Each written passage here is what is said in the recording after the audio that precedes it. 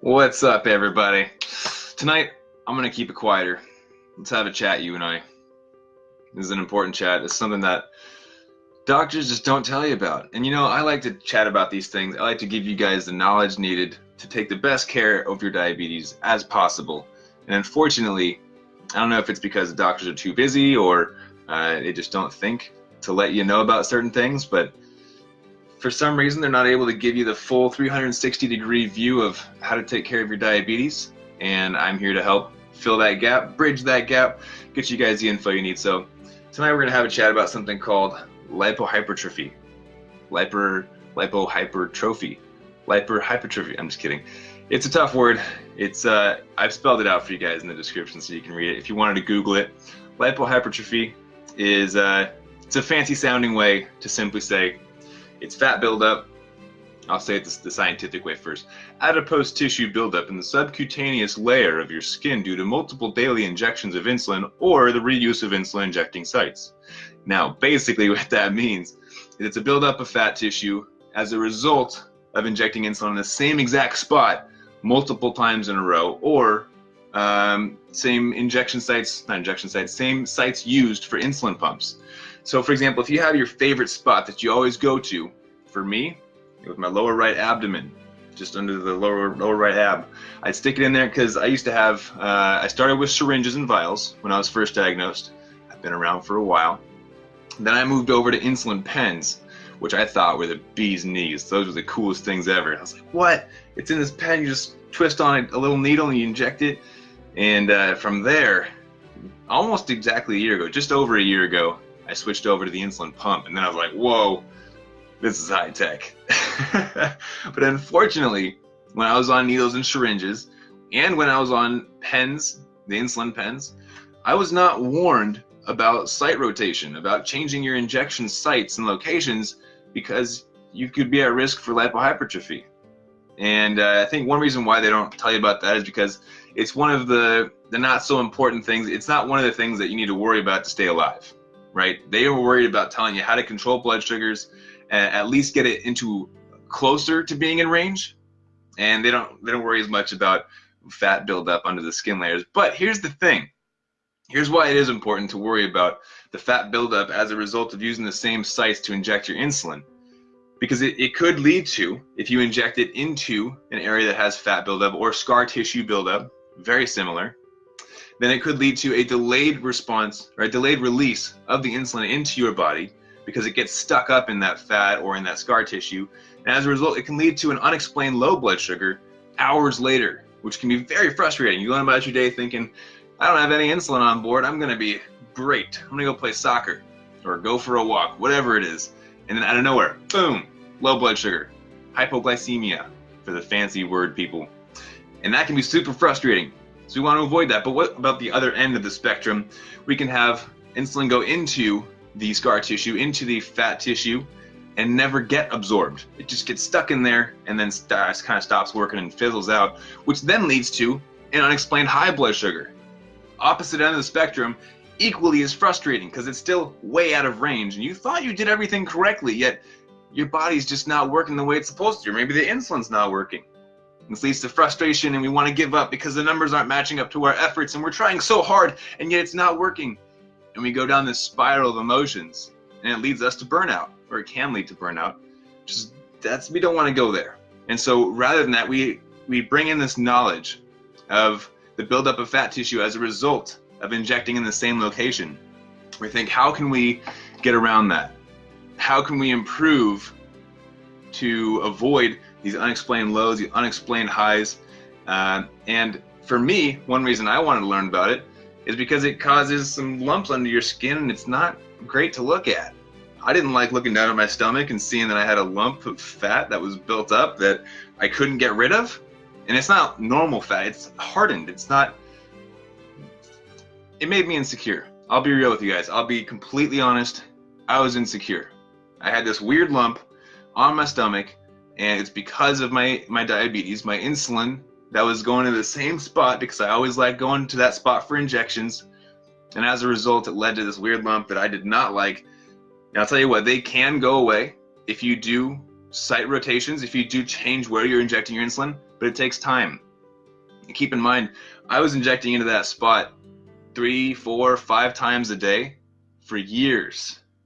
I was on syringes and vials, like I said, then I was on insulin pens, and I didn't go to the pump until last year, which means I was doing injections in that same spot for over 8 years. It's a long time to be pushing needles into the same spot.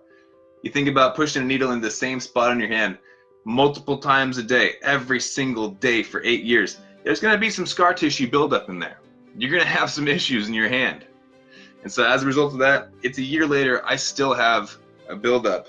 I still have some lipohypertrophy in that area, and I'm not super excited about it, but I'm doing better. I am making more of an effort to accept who I am and what I look like, and having diabetes is part of that. Now I wear a pump, and I've learned how important it is to rotate injection sites, rotate my insulin pump sites. It's the same thing. If you're pushing needles into your body, if you're pushing anything through your skin into the subcutaneous layer, you are disrupting the internal tissue. Your body's not used to being stabbed with needles all the time. And so as a result, to let it heal in between stabs, in between injections, you need to rotate. So what I mean by that is, if you're rotating, or if you're injecting on your right side of your stomach, next shot should be on the left side of your stomach. Next shot could be in your thigh. Next shot could be in your upper buttocks. Next shot could be in your lower back. We find areas that have enough fat so it's not too painful, but we rotate so that it's able to heal in between shots. So for me personally, it took me some time. As I said, I'm rather thin and fit, and as a result, I didn't have a lot of options as for where I could put my insulin pump sites, because that's a needle that's staying in me for 3 days at a time. And so I wanted to make sure there's enough fat in there so I didn't experience discomfort or shooting pains as a result. Now, I found these spots, they work amazing. Right now I have it in my lower back. I experience no pain. I sleep on top of it. Can't even feel it. It's awesome. But it takes some time to figure out what the spots are. Now for me, I use the side of my abdomen on the right side, then the side of my abdomen on the left side. I'll make another video later on where I actually show you guys these spots. We'll call it like a site rotation video or something. Then from the side of the abdomen, I go to my back, lower right back, and right now where it's at, lower left back. From there, I go to upper right buttocks, and then to upper left buttocks. From there, I go to my thigh, my upper thigh on my right side, and the inside, because for me, I have more fat on the inside than the outside. Some people have more on the outside. That's up to you. You find the spots that work best for you. Then from the right, I go to the left upper inner thigh, and then I start over. So you see how that's 8 spots? And if each site is 3 days, it's on me, it's connected to that one spot, then it has a full rotation of 8 spots times 3, so that's 24 days. So the rotation, super important. If you're going to the same spot every single time, that's insulin being pushed into the same spot. It can lead to localized insulin resistance, which is a whole other battle we don't want to fight, because diabetes is hard enough as it is. So whether you're on an insulin pump, whether you're taking multiple daily injections with an insulin pen, whether you're on multiple daily injections with a syringe and a vial, people still use that. I have many friends that still use that form. No matter what you're on, if you're pushing needles into your skin, we're going to say that only diabetics are pushing needles into their skin, because we're not going to talk about the rest of the world using needles. But if you're injecting insulin, make sure that you're rotating your sites. And what I mean by that is, if you're injecting in one spot, next injection should be in a different spot, and just follow that. Now, of course, there are different strategies for how far away from your belly button. Your doctor should tell you about that. I was advised to go 1 inch away from my belly button at minimum, so at least 1 inch away.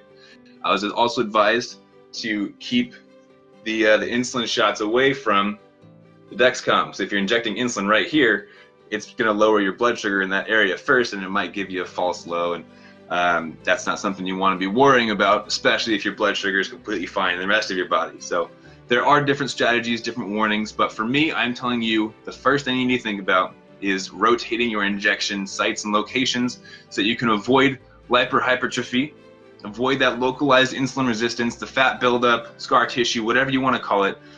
Whatever you do call it, it's bad news. So to avoid that, rotate your sites, and it'll give you better health. And the reason that a lot of people deal with this unknowingly is that we go to the sites that hurt the least, right? I found spots that don't hurt that I can still be active with and move around and not feel any pain. But the problem is, if you keep going back to the same spots that don't hurt, well, there might actually be a reason that it's not hurting. First of all, it might not be hurting because you've built up fat tissue and scar tissue, and therefore the nerves can't sense the pain as much, and then you're causing more damage because you're adding more on top of it, and then you lead to that localized insulin resistance. And so healthy skin, healthy areas that you're giving shots in should be sensitive. Your nerves should be functioning to the point where you feel the needle going in. Now, I'm not saying look for spots that hurt. Don't do that. You don't want to cause yourself pain, but just try your best not to favor one spot. That's the whole message of this video. Don't favor one spot. Split it up. Adjust your insulin sites, your pump sites, your needle sites, whatever it is. Switch it up. Find a few that work and rotate. That way you're not favoring one spot, and you can avoid lipohypertrophy overall and just not have to worry about it ever. Take a note from me, from someone who has experienced it. You don't want to deal with it. It's not cool. It's not some badge of honor. It's annoying. So that's my message for today. Something else I wanted to tack on to the end of this is that while the pre-sale section of Thrive with Diabetes has ended as of 2 days ago, day and a half ago, we are now opening up the pilot group for a few more slots. We don't want to say no to everyone. We want people to be available. And so as a result, I'm going to add this in the comments right now. There are still slots that you can apply for to join in the pilot group for Thrive with Diabetes. There's a few slots left. We're keeping it open for 1 week and 1 week only because the pilot program starts next Monday. So hope to see you guys in there. I will be going over the applications personally. If you're curious as to what Thrive with Diabetes is, it's a health coaching program for people living with diabetes, coached by myself, Matt, person living with type 1 diabetes. And if you're curious as to what that program entails, in that application form at the top, there is an explanation of what Thrive with Diabetes is and what the pre-qualifications are. For example, number 1, if you're looking to lower your A1C, this is a great program for that. So hope to see you guys in there. Click on that link, apply, check it out, read about it, and I will be reading over those personally and selecting the few lucky winners who get to join the pilot program, and the rest of you will be able to join in afterwards after the program has been perfected. So that's today's lesson for you guys. Little live video I want to jump in and say. And oh, here we go. One more question from Stephanie. We always try to rotate with my daughter. Do you rotate your Dexcom too? I do. I don't rotate it as much as I should. Right now, I just rotate between my arms. So today I actually changed my Dexcom. It was there. See if you can still see the dot. Yep, there's my little scab. I had a bleeder. And then today, it's over here on the left side.